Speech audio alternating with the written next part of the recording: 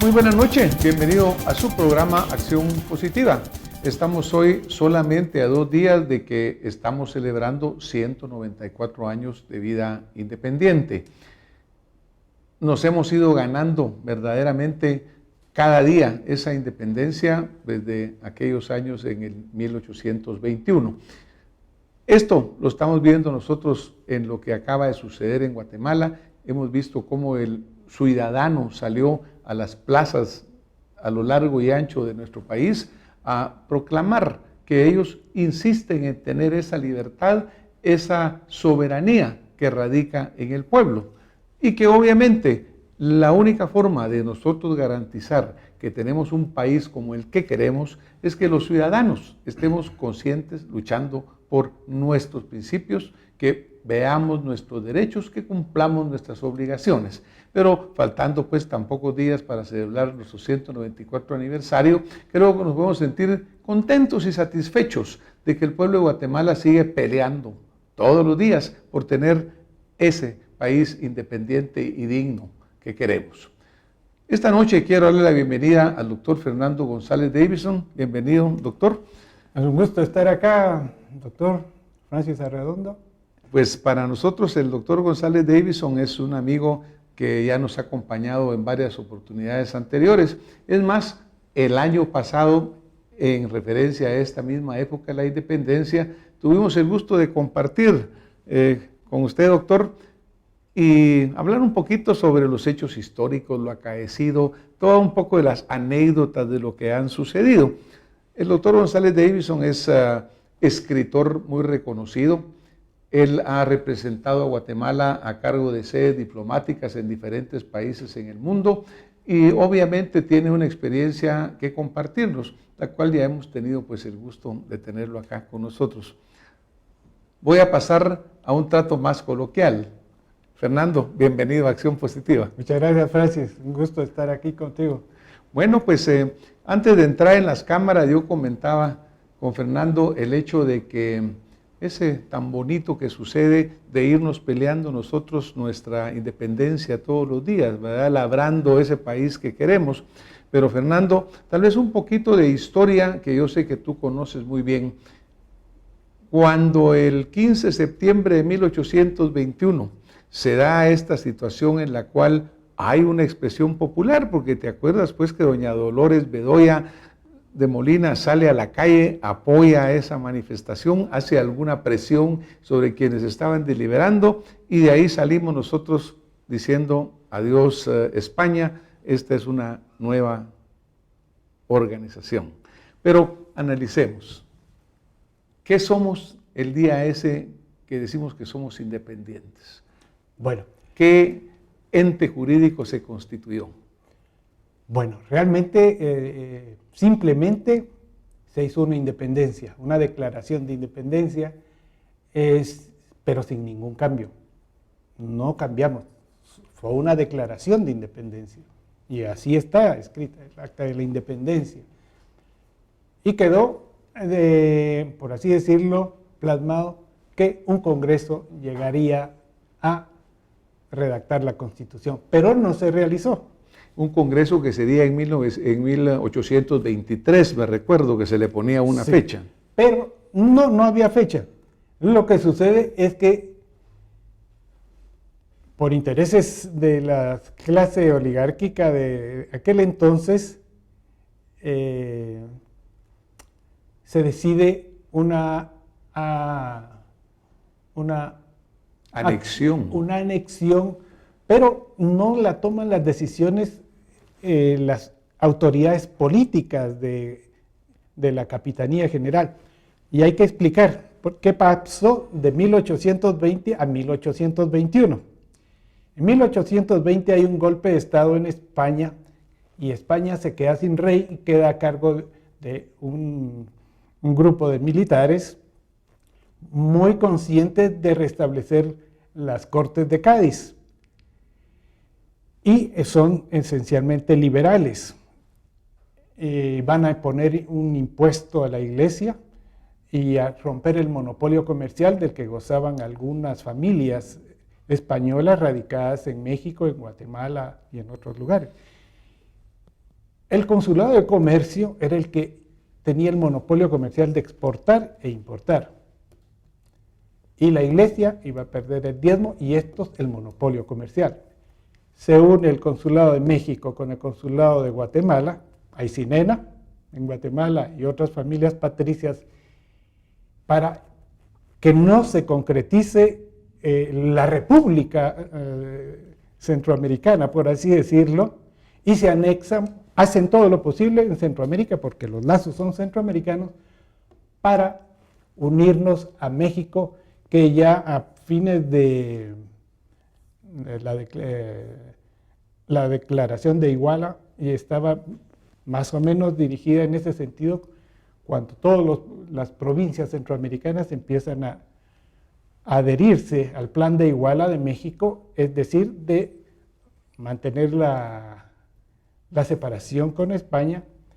Y en este momento, en enero del 22, o sea, 4 o 5 meses después, como estamos ahora para tomar las elecciones y tener un nuevo gobierno en enero, pues en este lapso de pocos meses nos adherimos al Imperio Mexicano. De Agustín de Iturbide. Agustín de Iturbide, que era un militar, y en ese sentido Guatemala dejó de existir y pasó a formar parte de un imperio que venía casi desde Canadá hasta Costa Rica.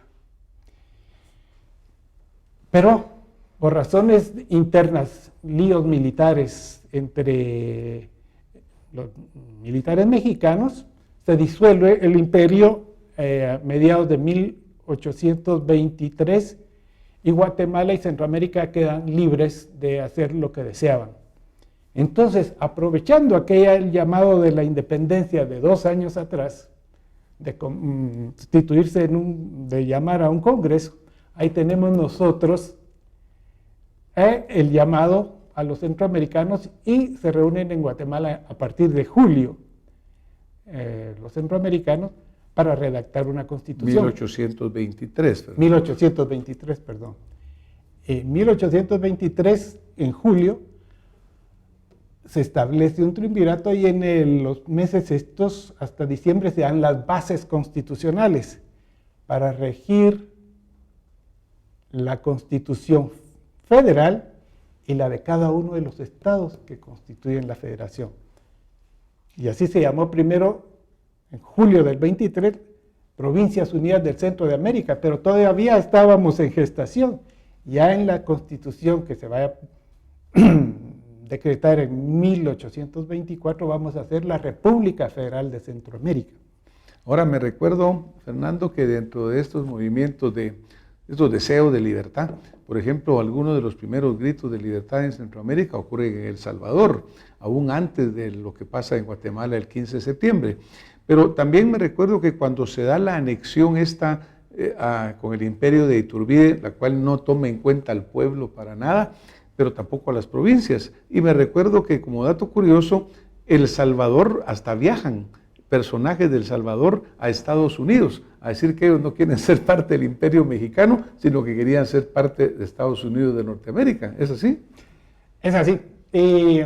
Fue Manuel José Arce, incluso fue a Washington en el 23, mejor dicho, en el 22, cuando hay porque todas las municipios de Centroamérica fueron los que se adhirieron al imperio mexicano.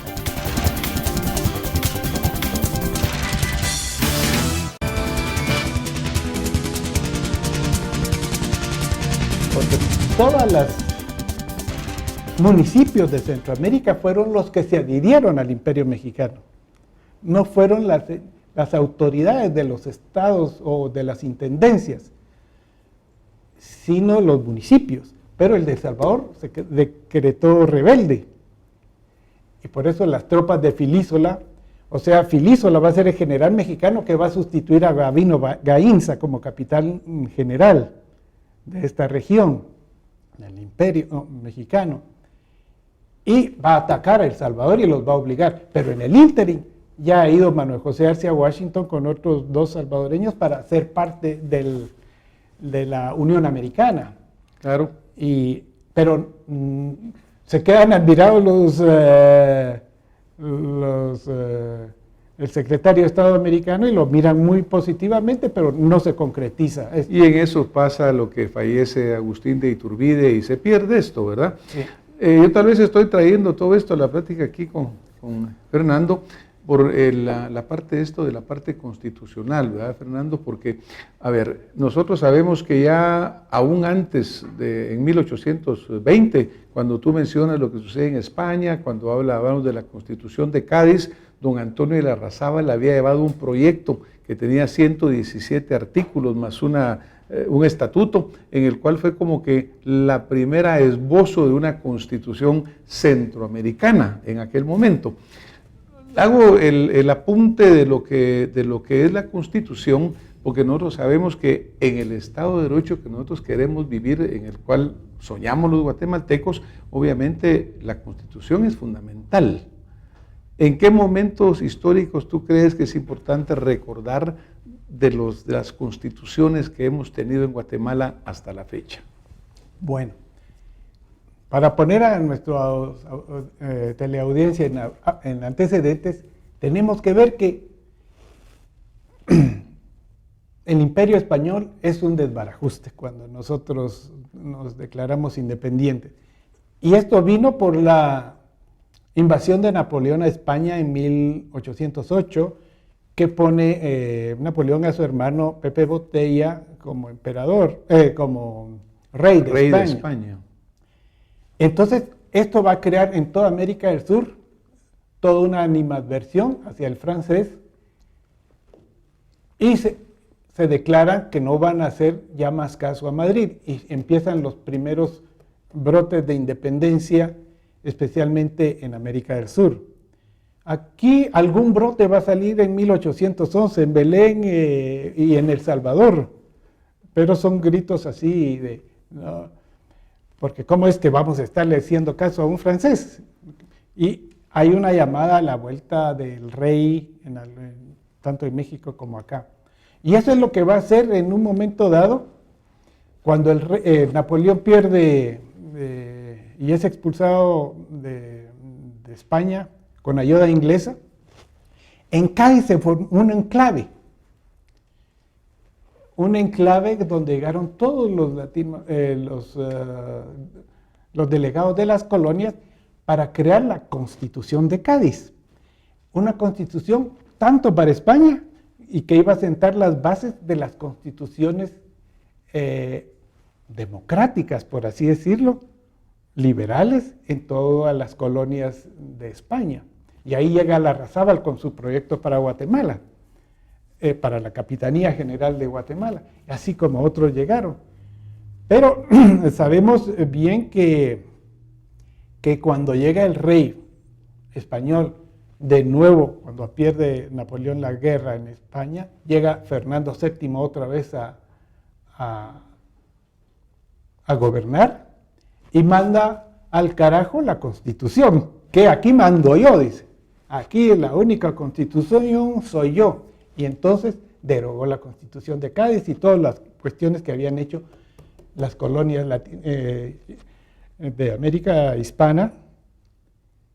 Y en eso se queda una cuestión muy rara, muy oscura, y viene el golpe de Estado que les comentaba yo de los militares contra Fernando VII en 1820, que va a poner más desbarajuste.